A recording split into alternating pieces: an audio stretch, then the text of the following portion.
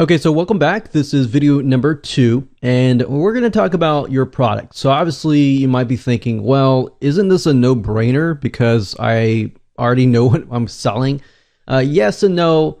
The purpose of this video is to really figure out not only what are you selling, but how are you selling it? How are you going to kind of create a user experience?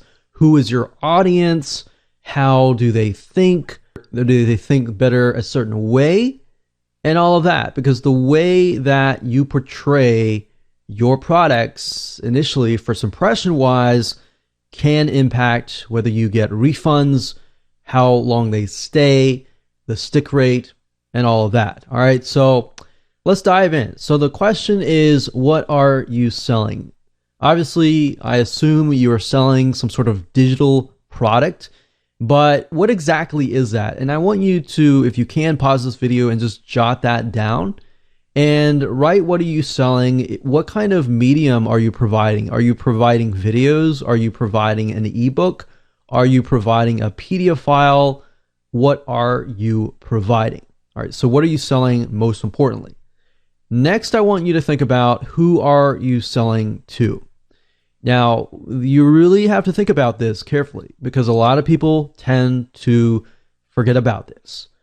Yes, you might know who you're selling to, but the next question that you should ask yourself is, how do they think?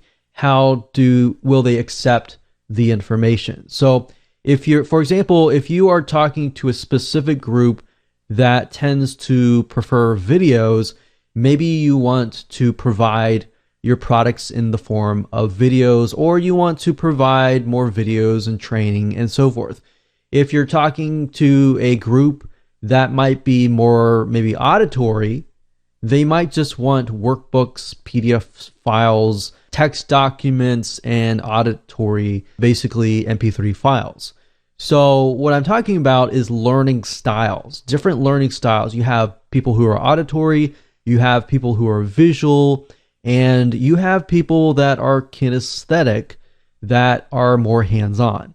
Now, the reason why I say that is because this can actually contribute to your refund rate without really even knowing that. So what I'm showing you here is not just how to set up a digital membership site, but also how do you set up a site that can actually retain the members that you get. Because we work really, really hard to get these clients and to get these customers through the door to pay for the product. You want to keep them, right?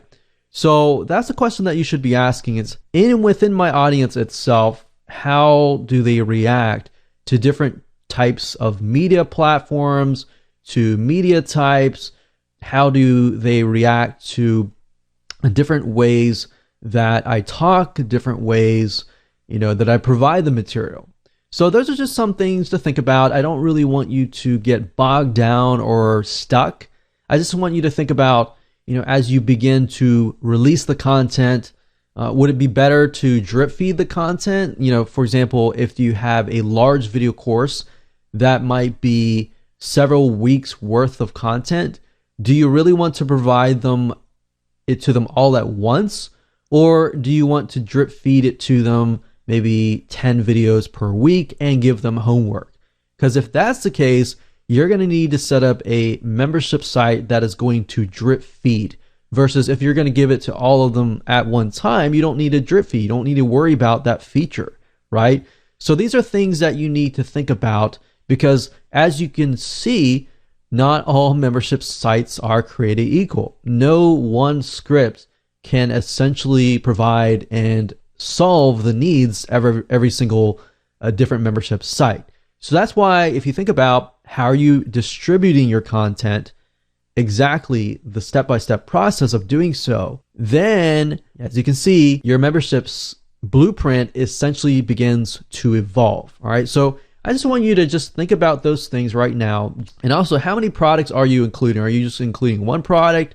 Are you going to have several one-time offers? Do they need to access those if they bought those? Are you going to offer back-end offers, which they can buy later on, so you can increase your lifetime customer value and your lifetime profit for that customer? Just things like that you really need to think about, because otherwise, if you think about it, even right now, if you buy a membership script and you try to set things up and you don't think about these things, then as you can see, your business model might be totally different than somebody else. So just think about those things right now. Doesn't need to be complex at all. I just wanted to cover those 3 points. And now in video number 3, we're going to talk about price points. So what I'm trying to do is keep things simple enough so that you can jot it down. So before you move to video number 3, try to jot things down, answer the questions that I've asked you, and we'll see you in video number 3.